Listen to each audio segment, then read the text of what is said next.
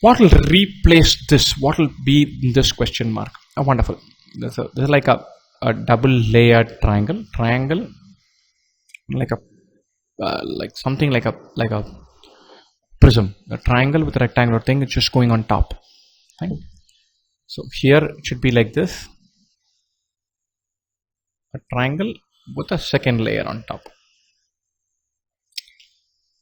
And all this almost like an arrow going outwards. Arrow going outwards here.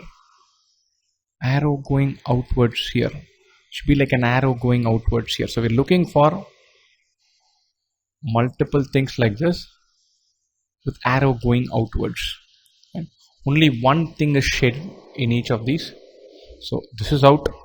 This is out. One of these two is the answer. Unshaded, unshaded, shaded in between. Unshaded, unshaded, shaded in between. But remember, the first block looks like a 3D shape. It's not this. It is this. Make some distinction. Keep plugging away. It should fall in place.